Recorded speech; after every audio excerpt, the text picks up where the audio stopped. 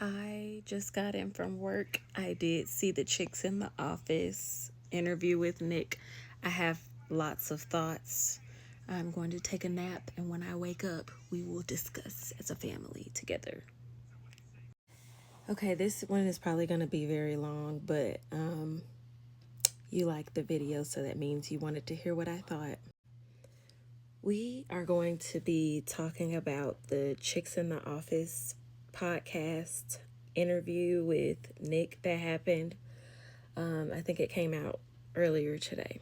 And when I say we have a lot to unpack, like I did a little bit of research. So, yeah, because the interview was unsettling for me. So let's start with their brand. Okay, so apparently Chicks in the Office got started as these two young women, young white women who were interns at Barstool Sports. And Barstool Sports is known for glorifying patriarchal ideals, racism, and sexism, right? And actually, what makes it even weirder is that the show got started because they were the only girls in the office and they made this Instagram account and they ended up dropping out of school. So I bring all of this up to say that this interview was already kind of weird from the start because they're not journalists. And I think that when it comes to interviewing people, I like to emphasize that people aren't journalists because they're usually either asking questions from a place of like their own opinion or interest, and you're not necessarily kind of getting the full scope of everything. And it's one thing to be an intern, and yeah, you kind of get some of that knowledge and perspective, but also like this is not something that I would consider you being an expert in because you don't have a degree. Because I do think that journalism is more than just asking people questions. There's more research involved and definitely nuance to different situations. So, how does all of this relate to Nick's interview? I'm getting there. So, the first thing that I noticed was that anytime Nick mentioned Alandria or his relationship with Alandria, they seemed very uncomfortable. And a lot of their questions were very much so leading to try to get him to admit to a belief that they already had. And not to say that, like, most media tends to be biased, but at least real journalists try to keep it surface level and ask all of the real questions. I found it very surprising. Well, not let me not say surprising, but I found that like their line of questioning was really weird because it was like they were trying to get him to say that he was faking it and that he really didn't like her. And especially with their recent posts and stuff saying that they were scamming and stuff, I thought that was really interesting. Because why not have that same energy towards Iris and Pepe? And Iris literally was like hanging out all hugged up with TJ somewhere, and TMZ reported that. I also think that because they didn't think that the relationship was real, they didn't think that he would actually be not only defending Alandria, but speaking of her so highly because she's a black woman. And I find it very interesting that these girls specifically were looking down on a black woman when this is supposed to kind of be like a feminist adjacent podcast. And so that's the reason why I mentioned their umbrella being Barstool and their start, because they don't really have the range to be able to come outside of whatever their own bias is. I think it kind of goes back to the conversation where some people were saying that Sierra felt like Alandria wasn't a threat, right? And so the same thing with these girls, they're trying to rationalize why Nick would choose Alandria over like any of the other girls in the house, like including Sierra. And one thing that I found that I really liked that Nick said in his interview was like, when I got out, I found out what Sierra had said and how she got kicked off of the show, and those values don't align with mine. And right then and there, I wish they kind of would have packed it up and stopped asking about her. I mean, I understand again, it is kind of a weird situation because Alandria was friends with Sierra, Nick was with Sierra, and all of that good stuff. But, I think he answered the questions well, in my opinion. But I think it was very weird how they were really trying to poke holes in his story, especially when they were like, yeah, well, from our perspective, it just seemed like y'all jumped so quickly to each other, and him having to explain what we kind of already saw throughout the season anyway about they having an established friendship with each other and their feelings for each other developing from there. I also kind of think it's funny because they definitely think that they're better and more suited to be picked by somebody like Nick versus Alandria.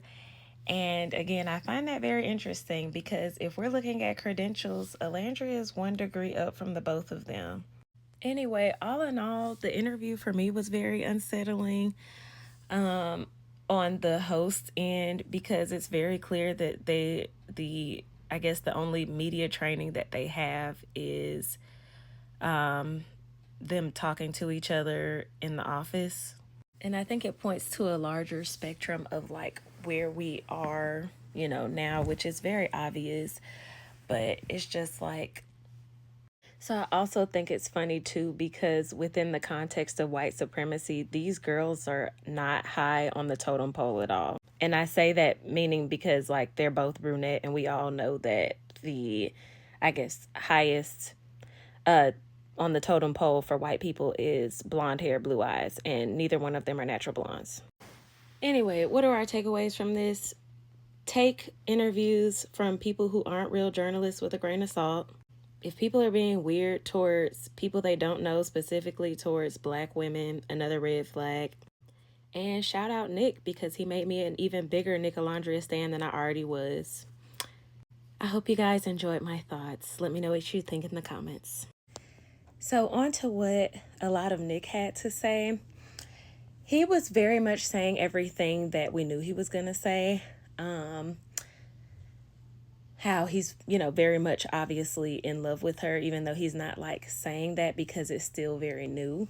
Him mentioning them being boyfriend, girlfriend adjacent twice is very telling. Just because it's like you can tell he's taking it seriously, but I like that he kept bringing it back and grounding it, saying like, hey, this is the real world. We've only kind of been together for a couple of weeks, so that's why we're not trying to label it. I get that. And he's also not leaving you guessing either, because he did emphasize that they are building up to something. I also like the fact that he has a really good sense of humor and doesn't take himself too seriously. But I also did find it interesting how he was ready to address the situation with Jeremiah and how some of the other people have kind of been moving on podcasts and what they've been saying. I mean, we all know Nick was going to stand on business anyway. So I also really liked the way that he emphasized that him and Alandria's values aligned more. Because, again, what I mentioned in my last video, I think they are still trying to understand or rationalize why he would have picked her in the first place. And this is also kind of why I brought up feminism, specifically white feminism in that context of my last video, because it's like, why do you care if some other girl is being picked or not? But that's just me. I also think that something else that was really weird was when they were kind of having the conversation about how when he started to fall for Alandria, and we know Nick is really bad at lying, and so I noticed that he was blinking his eyes a lot and kind of stumbling over his words, not in a bad way, but we all know that he definitely had feelings for her much earlier on in the show. And I think he was not trying to be like super disrespectful towards Sierra, because at the end of the day, he did say that he did have feelings for her. But with him kind of, like being like, oh yeah, well, it was, when I realized like during the baby challenge that I was actually kind of like having deeper feelings. And it was like, are you sure? Because the way I was hooked up at the end of the baby challenge, it was like, are you sure? Anyway, I also noticed that they kind of tried to get him to, I don't know, kind of say that there was not necessarily like a beef, but make it seem like it was really weird that him and Taylor were still friends, and Alandria used to, have a connection with him or whatever. And he made it very clear, like, that communication is important in relationships and friendships, and they've already talked about this, so it's not that deep. My takeaway from Nick's end of the interview is that he is really ready to address a lot of stuff to people specifically about some of the stuff that they said in their behavior once they got outside of the villa, especially when it relates to him and Alandria. So I will definitely be tuning in to the reunion. Y'all know by now I'm a Gemini, so I'm never done. The only thing that podcast told me that I already didn't know was that Nick is super ready to be exclusive. Like, it started off with him talking about labels in the villa. Now he's like, we do boyfriend and girlfriend stuff, and it's still early. And I like the way that he keeps saying we're moving at a good pace. Because, I mean, it is true, but it's also like you could tell he's just like, he's ready. He's chomping at the bit. He just needs the green light from her. But yeah, if she was to say today, like, let's get married, he'd be like, I already had the marriage license signed. I was just waiting on you. I'm realizing it must be a lot of Gen Z that follow me, because y'all take stuff very extremely literal.